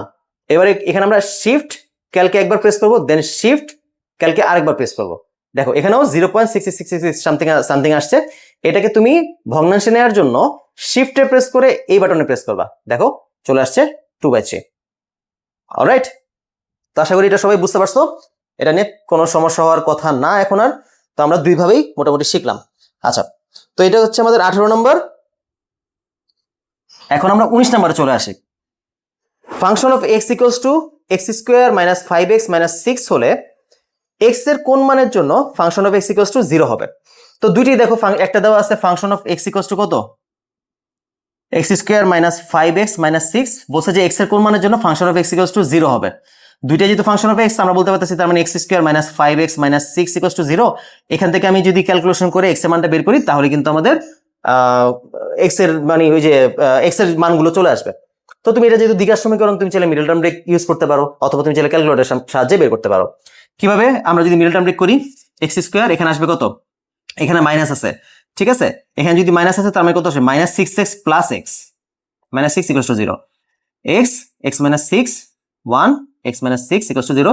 আশা করি মিডল টার্ম ব্রেক তোমরা পারো, যেহেতু বোর্ড কোশ্চেন সলভ করতেছো, অবশ্যই তোমাদের মিডল টার্ম ব্রেকটা পেরে আসারই কথা। x মাইনাস 6 আর হচ্ছে কত x প্লাস 1, তো এখান থেকে আমরা পাই x এর মান কত 6, এখান থেকে পাবো আমরা x এর মান মাইনাস 1। ওকে, তো এই দুইটা 6 আর মাইনাস 1 দেখি কোথায় আছে, 6 আর মাইনাস 1 এই যে গ নম্বরে আছে, ঠিক আছে? গ নম্বরে আমরা এটা করতে পারি। আর যদি ক্যালকুলেটর করতে চাও তখন কি করবা, দেখো ক্যালকুলেটরের করার সময় অবশ্যই তোমাকে লক্ষ্য রাখতে হবে যে এখানে এক্স স্কোয়ার সাথে কি 1 আছে কিনা। ঠিক আছে, এক্স স্কয়ার যদি 1 থাকে তাহলে তুমি ডিরেক্ট মানগুলো ক্যালকুলেটর বসে বের করতে পারবা, কিন্তু যদি এখানে 1 না থাকে সেই ক্ষেত্রে আমাদের কি হয়, সাপোজ এখানে এরকম থাকতো 2x square minus 5x minus 3 equals to 0, তখন কিন্তু তুমি এটাকে ডিরেক্ট ক্যালকুলেটর বসাতে পারতা না, তোমার আগে এই 2 কে 3 সাথে গুণ করে সমীকরণটাকে এভাবে তৈরি করে নিতে হইতো, x square minus 5x minus 6 equals to 0, তখন তুমি এই অনুযায়ী মান বসাতে পারতা। মোট কথা হচ্ছে x এর সাথে অলওয়েজ 1 রেখে দেন আমাদের ক্যালকুলেটর ইউজ করতে হয়। ওকে, তখন আমরা x এর মানটা সলিড পেয়ে যাই। তো এখন আসলে আমরা একটু দেখি কিভাবে ক্যালকুলেটর সলভ করে। ফার্স্টে আমরা দেখবো 991 ES প্লাস দিয়ে। তো 991 ES প্লাস এর মধ্যে আমরা কি করবো, ফার্স্টে মুডে একবার প্রেস করবো, দেন এখানে 5 এ যাবো, 5 হচ্ছে ইকুয়েশন, 3 হচ্ছে দ্বিঘাত সমীকরণ, 3 গেলাম, a এর মান কত, a এর মান হচ্ছে 1, b এর মান কত, b হচ্ছে দ্বিতীয় পদের শেষ হক -5 দিলাম, তারপর c এর মান কত, ধ্রুবপদ -6 দিলাম, দাও দুইবার ইকুয়ালে প্রেস করছি, x এর মান 1 আরটা হচ্ছে -1, দেখছো? তো এটা আমরা 991 ES প্লাস দিয়ে করতে পারি এভাবে। আর 100 mS দিয়ে কিভাবে করব, দেখো 100 mS দিয়ে করার জন্য মুডে একবার দুইবার তিনবার প্রেস করব, তারপর ইকিউএন এটাকে সিলেক্ট করার জন্য 1 এ প্রেস করব, এখানে আসবে আননোন, আমাদের আননোন বের করা যাবে না, এই পাশে যাব আমরা ডিগ্রিতে যাব, ডিগ্রিতে আমরা দুইটা মান লাগবে, যে দ্বিঘাত সমীকরণ দুইটা মান আসবে, 2 দিব, a এর মান হচ্ছে 1, এই যে ইকুয়াল প্রেস, b এর মান হচ্ছে -5 ইকুয়াল প্রেস, c এর মান হচ্ছে কত, -6 ইকুয়াল প্রেস দিলাম, এই যে একটা x এর মান 6, এটা হচ্ছে -1।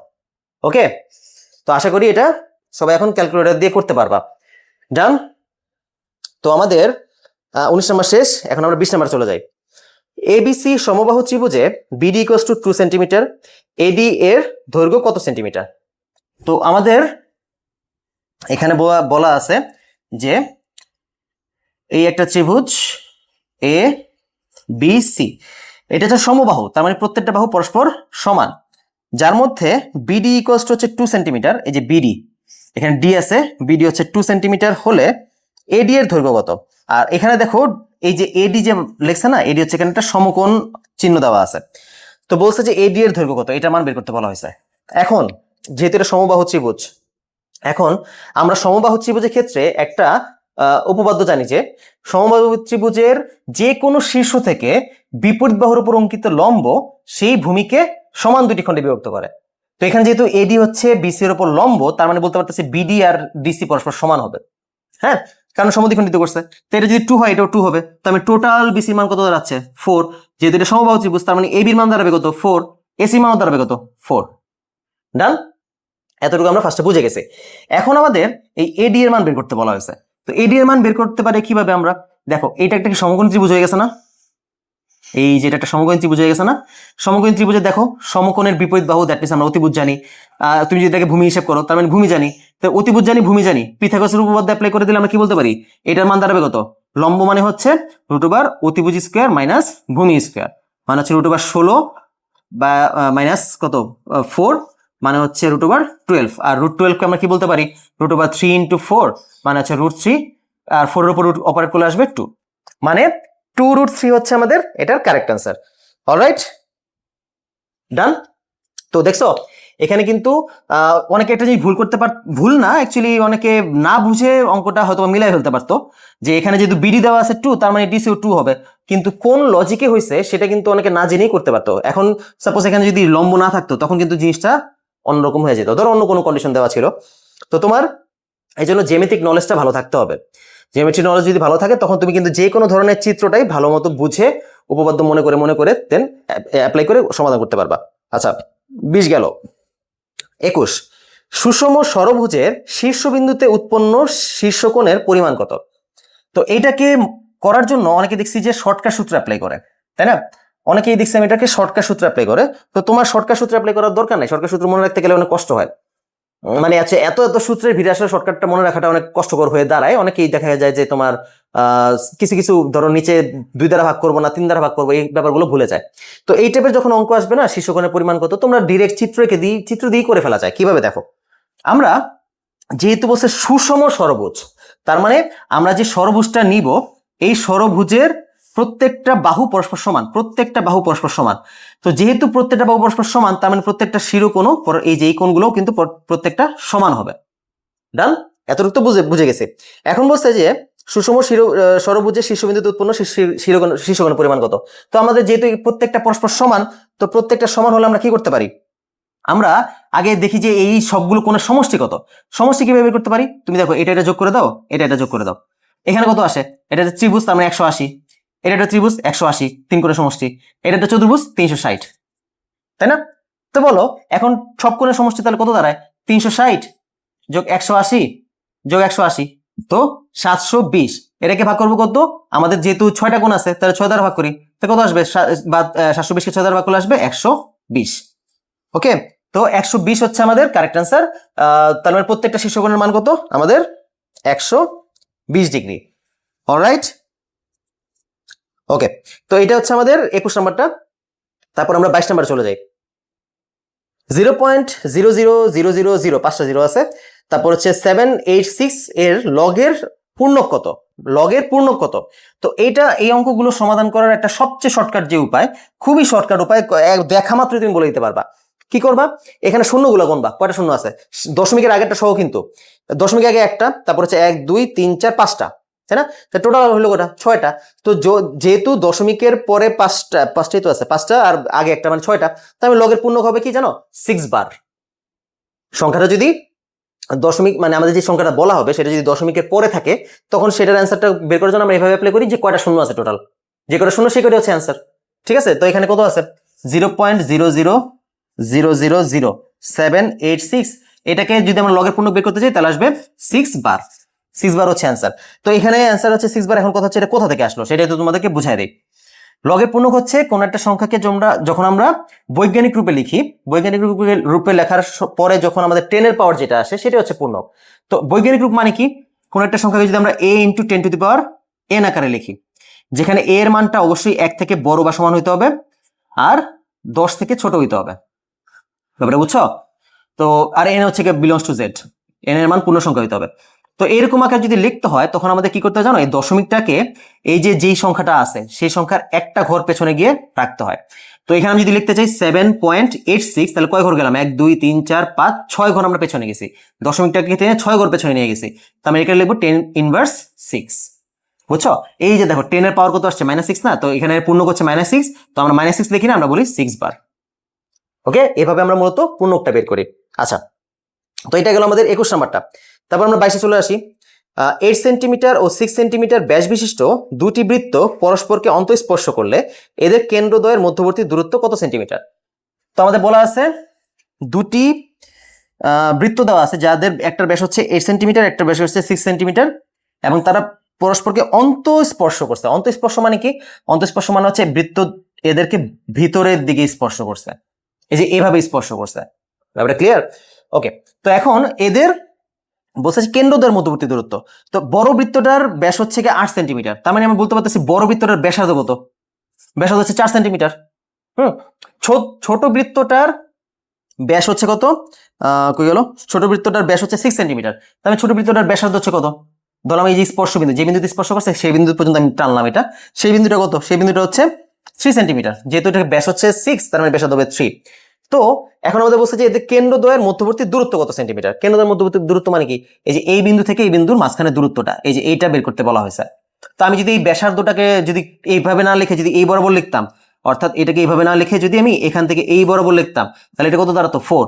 আর এই কেন্দ্র থেকে কেন্দ্র দূরত্ব কত? মানে এই স্পর্শ বিন্দু দূরত্ব কত? 3। তার মানে এই দুইটা কেন্দ্র যদি বের করতে, এই দূরত্ব যদি বের করতে চাও, তুমি 4 থেকে 3 কে বাদ দিয়ে দিলি তো এখানে চলে আসে কেন্দ্র দুইটার দূরত্ব। ওকে, তো এটা কেন্দ্র দূরত্ব কত দাঁড়াচ্ছে? এটা দাঁড়াচ্ছে 1 সেন্টিমিটার।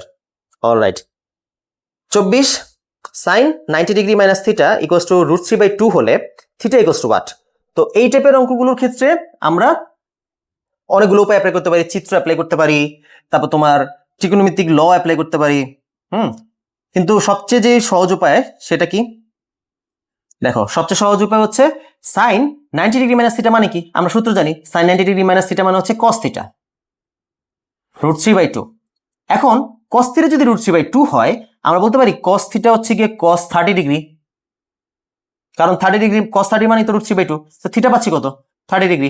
এই যে আমরা থিটা পেয়ে গেছি। ব্যাস, অ্যান্সার চলে আসছে। থিটাই তো বের করতে বলছে, আমি ভাবছিলাম হয়তো ত্রিকোণমিতিক অন্য কোনো মান বের করতে বলছে। তো এই যে থিটা মান আমাদের কত আসছে? 30 ডিগ্রি। ব্যাস, হয়ে গেছে, ডান। অলরাইট, তো এই পর্যন্ত গেল 24। তারপর হচ্ছে 25।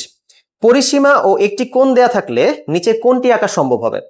পরিসীমা ও একটি কোণ দেয়া থাকলে, আচ্ছা পরিসীমা মানে হচ্ছে ধরো এই যে বিশাল বড় একটা পরিসীমা দেওয়া আছে কোন একটা বাহুর, আর একটা কোণ আছে, শুধু স্পেসিফিক একটা কোণ দেওয়া আছে, তেরা দিয়ে নিচে কোণটা আঁকা সম্ভব হবে? ডেফিনেটলি, যেহেতু পরিসীমা দেওয়া আছে মানে তিন বাহুর সমষ্টি দেওয়া আছে, এখন পরিসীমা থেকে বা তিন বাহু না সবগুলো বাহুর সমষ্টি দেওয়া আছে, এখন পরিসীমা থেকে তুমি যদি বাহুর মানটা বের করতে যাও, কোন বাহুর মান কত সেটা কিন্তু বলে দেওয়া নাই। তো এখান থেকে তুমি কিভাবে বের করতে পারবা যে প্রত্যেকটা বাহু, যদি ধরলাম যে প্রত্যেকটা বাহু সমান না, তাহলে তুমি কি এখান থেকে বের করতে পারবা যে কোন বাহুর মান কত হবে? কারণ এখানের মধ্যে তো একটা ছোট হইতে পারে, একটা বড় হইতে পারে, একটা মাঝারি হইতে পারে, তাই না? এটা কিন্তু আমি একটা কনফিউশনের মধ্যে পড়ে গেলাম। তো এখানে আমি একটা অপশনে দেখি যে কোনটার মধ্যে এই কাজটা করা যাবে, এইগুলো দিয়ে কাজ করা যাবে। প্রথম অপশনটা হচ্ছে রম্বস।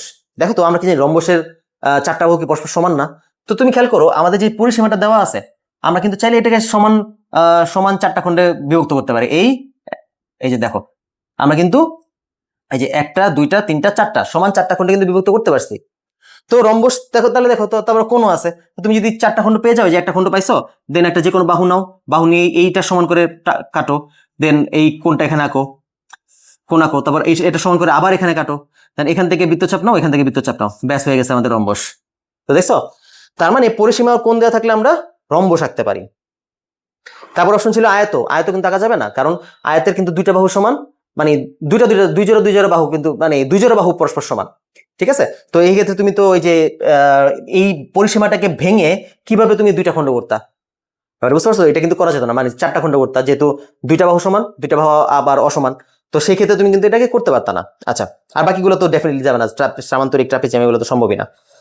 ওকে, 25 পরে 26, ত্রিভুজ এল এম এন ও ত্রিভুজ পি কিউ আর সদৃশ এবং M N is to Q R হচ্ছে 4:5, তাহলে ত্রিভুজ P Q R is to L M N equals to what?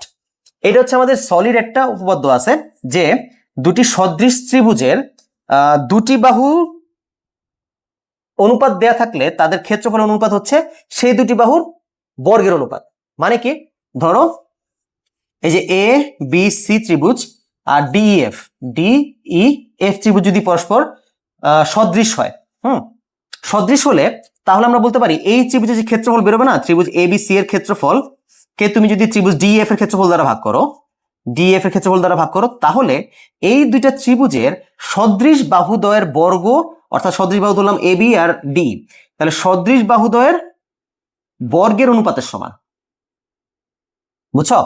মানে এই দুইটা ত্রিভুজের ক্ষেত্রফলের অনুপাত হচ্ছে তাদের সদৃশ বাহুর বর্গের অনুপাতের সমান। তো আমাদের এখানে দেখো, এখানে সেম জিনিসটা বলা আছে। আমাদের এখানে কি বলা আছে দেখো তো, আমি নামগুলো একটু চেঞ্জ করে দিই। নামগুলো এখানে বলছে এল এম এন, আর একটা হচ্ছে P Q R, P Q আর।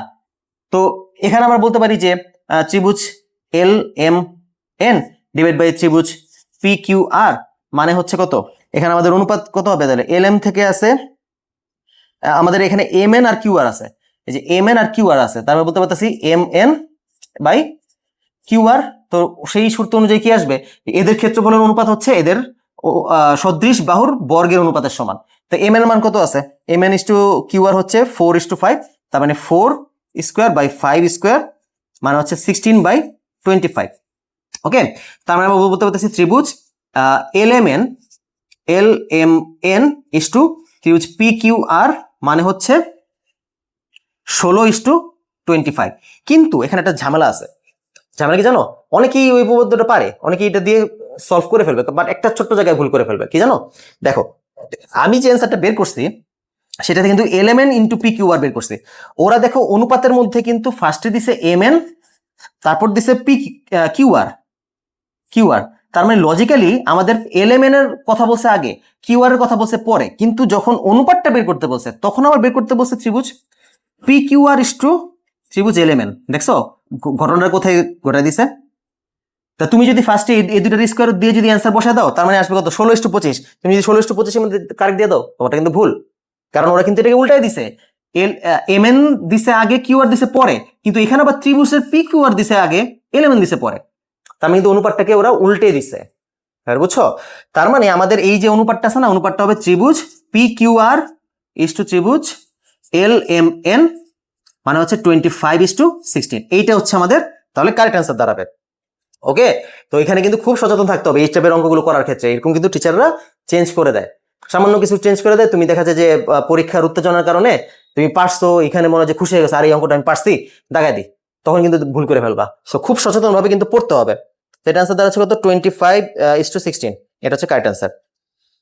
27 কি আছে, একটি সমবৃত্তভূমিক বেলনের ভূমির ব্যাসার্ধ হচ্ছে 5 সেন্টিমিটার, তারপর হচ্ছে উচ্চতা হচ্ছে 6 সেন্টিমিটার, বেলনটির ভূমির ক্ষেত্রফল, সিলিন্ডার দেখতে কেমন বা বেলন দেখতে কেমন হয়, তো এই হচ্ছে আমাদের বেলন বা সিলিন্ডার। তো এটার বলছে যে ব্যাসার্ধ, ভূমির ব্যাসার্ধ মানে হচ্ছে আর কত দেওয়া আছে, 5 সেন্টিমিটার। উচ্চতা হচ্ছে কত, এইচ হচ্ছে 6 সেন্টিমিটার, এটা হচ্ছে 6।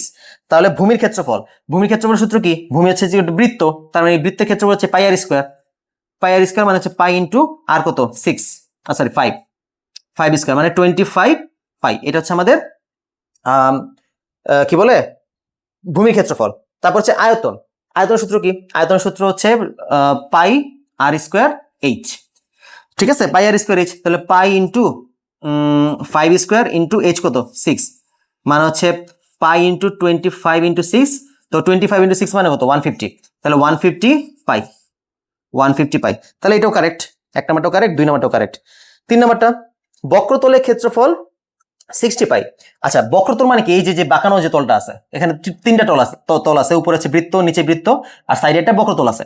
বক্রতলের ক্ষেত্রফল কত, 2 পাই আর এইচ। তো 2 ইন্টু পাই কত, পাই তো পাই থাকবে, আর কত 5, এইচ কত 6, ঠিক আছে, 5 দুগুণে 10, 6 10 60, 60 পাই। তার মানে বক্রতলের ক্ষেত্রফল 60 পাই, এটাও correct. That means correct answer হচ্ছে কত, 1 2 3। সূত্র পারলেই এটাকে খুব ইজিলি শেষ হয়ে যায়, তো সূত্রটা কিন্তু ভালো করতেও আমাদের পারতে হবে। 28টা খুবই কমন একটা কোশ্চেন, মাঝে মাঝে বিভিন্ন বোর্ডে আসে, এবং মাঝে মাঝে বিভিন্ন বোর্ডে পোলাপান এটাকে ভুল করে দিয়ে আসে। বুঝতে পারছো কি ভুল করে, আমাদের কাছে কত, √4x - 7 + 1 = 0। তো এটাকে যদি সমাধান করতে যাই আমরা কি করব, আমরা ফার্স্টে করবো কি, √4x - 7 = আসবে কত, -1, তাই না? সবাই এইখানে ভুলটা করে। এরপরে কি করে, যেহেতু রুট আছে স্কোয়ার করে দেয়, 4x - 7 = 1, উভয় পক্ষে স্কোয়ার করলে 1 চলে যাবে, মানে মাইনাস চলে যাবে। 4x = 1 + 7, তাহলে x দাঁড়াবে কত, 8/4, x এর মান দাঁড়ায় 2, তাই না? তো এটা দিয়ে অ্যান্সার কি করে, অ্যান্সার ওই যে ঘ নাম্বারটা তাকায় দিবে যে 2 হচ্ছে অ্যান্সার। অ্যাকচুয়ালি কি 2 হচ্ছে অ্যান্সার? দেখো তো, যেহেতু x এর মান 2 বেরিয়েছে, তার মানে শুদ্ধি পরীক্ষা করলে তো মিলার কথা, দেখে তো মিলে কিনা।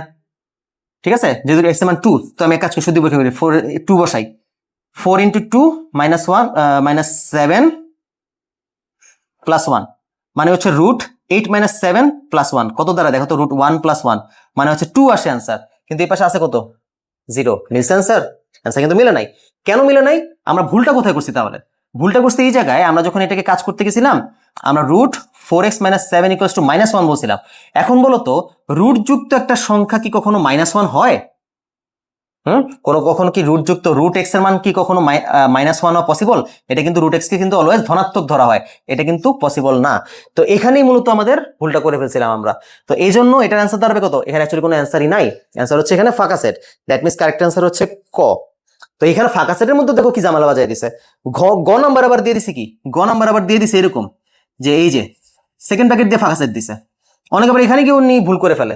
তো বি কেয়ারফুল, এটা কিন্তু হচ্ছে শূন্য মানে ফাঁকা সেটের উপসেট। এই সেকেন্ড ব্র্যাকেট দিয়ে যখন একটা ফাঁকা সেট লেখা হয় না, এটা হচ্ছে ফাঁকা সেটের উপসেট। আপনি বুঝতে পারছো, এটা কিন্তু শুধুমাত্র ফাঁকা সেটকে মিন করে না, এটা হচ্ছে একটা উপসেটকে মিন করে, এটা হচ্ছে ফাঁকা সেটের উপসেটকে মিন করে। তো শুধুমাত্র ফাঁকা সেট বলতে কিন্তু তুমি এইটা দিতে পারো, অথবা সেকেন্ড ব্র্যাকেট দিয়ে বোঝানো হয়। ডান। 28 গেল। 29 কি বলছে, 1 + cot square a 1 - cos square a কোনটি? তো এখানে আমাদের ক্যালকুলেশন করে বের করতে বলছে, যে এটাকে ক্যালকুলেশন করলে কি আসবে answer, 1 + cot square a / 1 - cos square a। তো দেখো তো, আমরা যদি সূত্র সবাই ভালো করে পেরে থাকি, এটা কিন্তু দেখা মাত্রই বুঝতে পারতেছে, এটা কিন্তু ডিরেক্ট সূত্রে পড়ে যেতেছে, দুটোটাই উপর নিচে দুইটাই সূত্রে পড়ে যেতেছে। 1 + cot স্কোয়ার a মানে হচ্ছে কোসেক স্কোয়ার a, আর 1 - cos স্কোয়ার a মানে হচ্ছে সাইন স্কোয়ার a। ওকে, দেখো ডিরেক্ট সূত্রে চলে আসছে। এখন আমাদের দেখো এখানে কি আছে, কোসেক টু দি পাওয়ার 4 আছে, সাইন টু দি পাওয়ার 4 আছে। আমরা এখন কি করব, কোসেককে সাইন বানাবো নাকি সাইনকে কোসেক বানাবো? এখানে কিন্তু কোনো ভগ্নাংশ নেই অপশনের মধ্যে। তো আমি এক কাজ করি, আমি এটাকে বলবো cosec two the power cosec square a × 1/sin square a। দেখো কত আসে, কোসেক স্কোয়ার এ 1/sin স্কোয়ার এ মানে কি, মানে হচ্ছে কোসেক স্কোয়ার এ। তো দুইটা কোসেক স্কোয়ার গুণ করলে কত আসবে, cosec two the power 4a। ব্যাস, তাহলে ক হচ্ছে আমাদের কারেক্ট অ্যান্সার। ডান। লাস্ট অঙ্ক, সমকোণী ত্রিভুজে 50 ডিগ্রি কোণ অঙ্কনের ক্ষেত্রে নিচের কোণটি সঠিক। তো কোশ্চেনটার মধ্যে একটু ঝামেলা আছে। সমকোণী ত্রিভুজের মধ্যে বলছে না 50 ডিগ্রি কোণ অঙ্কনের ক্ষেত্রে, 50 ডিগ্রি কোথায় আঁকতে বলছে, এটা কিন্তু আমাদের বলে দেয় নাই। একটা সমকোণী ত্রিভুজ যদি আমি আঁকি, এই যে এখানে যদি সমকোণী ত্রিভুজ আঁকি, এটা হচ্ছে 90 ডিগ্রি, 50 ডিগ্রি যদি আমি এখানে আঁকি, আর আমরা এখানেও আঁকতে পারি অথবা এখানেও আঁকতে পারি, এটা কিন্তু বলে দেয় নাই কোথায় আঁকবো। ওকে, তো এখন বলছে যে 50 ডিগ্রি কোণ অঙ্কনের ক্ষেত্রে, তো আমরা ধরে নিলাম এটার ভূমিতেই আঁকবো। তো আমি যদি 50 ডিগ্রি কোণ অঙ্কন করি, দেখো তো এখানে যদি 50 ডিগ্রি কোণ অঙ্কন করি, 50 ডিগ্রি কোণ যদি এখানে অঙ্কন করি, তাহলে একটা যদি 50 ডিগ্রি হয় আরেকটা কি হবে, আরেকটা হবে 40, কারণ সমকোণ ব্যতীত বাকি দুই কোণের সমষ্টি 90 ডিগ্রি। এটা যদি 50 হয়, এটা যদি 40 হয়, তাহলে বলো এই কোণটা কি বড় হবে, এই কোণটা কিন্তু ছোট হবে। তো তুমি যখন এই কোণটাকে বড় আঁকবা, তখন বলো তো এই বড় কোণের কারণে কি লম্বটা কি বড় হয়ে যাবে না? আবার এইটা কি ছোট কোণ হওয়ার কারণে কি ভূমিটা কি ছোট হয়ে যাবে না? তার মানে বলতে পারতেছি যখন আমরা ভূমিতে বড় কোণ আঁকবো, তখন ভূমিটা হয়ে যাবে ছোট আর লম্বটা হয়ে যাবে বড়। দেখো তুমি এটাকে প্র্যাকটিক্যালি চিন্তা করবে, এটা মুখস্থ করার দরকার নাই। যদি এখানে 50 ডিগ্রি হয়, উপরটা 40 ডিগ্রি, 50 ডিগ্রি হওয়া মানে কি এখানে বড় হয়ে মানে এটাকে তুমি যখন গিয়ে শেষ করবা, এই অংশটিকে অনেক বড় হয়ে গিয়ে শেষ হবে। তার মানে ওর অপোজিটে যে কোণটা আসবে এটা হবে লম্ব, মানে বড় কোণের বিপরীত বাহুটা বড় হবে, ছোট কোণের বিপরীত বাহু ছোট হবে। ব্যাপারটা ক্লিয়ার? তো এইভাবে আমরা বলতে পারতেছি, যেহেতু 50 ডিগ্রি কোণ অঙ্কনের ক্ষেত্রে বলছে, তো আমরা ধরে নিলাম যে যদি ভূমিতে অঙ্কন করি আমরা, তাহলে এটার মধ্যে ভূমি অবশ্যই লম্ব থেকে ছোট হবে, ভূমি আমাদের লম্ব থেকে ছোট হবে। ঠিক আছে, তো আমাদের এই যে 30টা কোশ্চেনের সমাধান শেষ। ওকে, তো আশা করি তোমরা সবাই বুঝতে পারছো যে আজকে আমরা কি কি পড়লাম। মোটামুটি অনেক কিছুই আমরা শিখছি আজকে, অনেকগুলো অবজেক্টিভ ছিল, এবং আমরা একটা জিনিস দেখতে পাচ্ছি যে টিচাররা কিন্তু অনেক চালাক। তারা কিন্তু তোমাদেরকে ধোকা দেওয়ার জন্য অপশনের মধ্যে এমন ভাবে দেয়, যেটা তুমি ভুল অঙ্ক করার পরে যে অপশন আসবে সেটাও ওখানে ওরা দিয়ে দেয় অপশনের মধ্যে। সো এই জন্য পরীক্ষা যখন কোশ্চেনের অ্যান্সার বের করবা, খুব ঠান্ডা মাথায় সচেতন হয়ে কিন্তু কোশ্চেনের অ্যান্সার তোমার করতে হবে, নয়তো কিন্তু আনলেস দেখবা যে একটা মাস কাটা খেয়ে চলে আসছো। ওকে, তো ঠিক আছে, এই পর্যন্তই আমার আজকের ক্লাস। আর আমার কিন্তু অনলাইনে বর্তমানে ম্যাথ আর আইএমএতে কোর্সটা রানিং আছে, এবং সম্পূর্ণ বিস্তারিতভাবে ব্যাখ্যা দিয়ে কিন্তু আমি সম্পূর্ণ কোর্স করাই, সম্পূর্ণ সব অঙ্ক করানো হয়, কোনো শর্টকাট মানে শর্টকাট বলতে কি কোনো সিলেবাস বেছে আমি কিন্তু অঙ্ক করাই না। বেসিক বলো, প্রাথমিক আলোচনা, সূত্রের প্রমাণ, আমি এভরিথিং সবকিছু পড়াই দিই, এবং কোশ্চেনগুলো আমি এমনভাবে পড়াই যেন তুমি কিভাবে চিন্তা করতে হবে তুমি কিন্তু সেটা শিখতে পারবা। ঠিক আছে, আমি জাস্ট বলে দিব না যে আমি উপপক্ষে কাজ করি আমাদের প্রমাণের সাপেক্ষে স্কোয়ার করে দিলাম, না এটা ব্যাপারটা না। আমি তোমাকে ব্যাখ্যা দিয়েই বলবো যে কেন স্কোয়ার করছি, আমার মাথার মধ্যে থিঙ্কিং কিভাবে আসছে স্কোয়ারের ব্যাপারটা, আমি সব জিনিস ব্যাখ্যা দিয়ে কিন্তু আমার কোর্সে পড়ানোর চেষ্টা করি। ঠিক আছে, তো তোমরা যদি কোর্সটি মানে পড়তে আগ্রহী হও, তাহলে যে হোয়াটসঅ্যাপ নাম্বার দেওয়া আছে আমার স্ক্রিনে, সেখানে আমার সাথে যোগাযোগ করো, তো তোমরা বিস্তারিত তথ্য সবকিছু জানতে পারবা। ঠিক আছে, আচ্ছা ওকে, ঠিক আছে, তাহলে সবাইকে ধন্যবাদ ক্লাসটা দেখার জন্য। দেখা হবে পরবর্তী ক্লাসে। Till then, good by.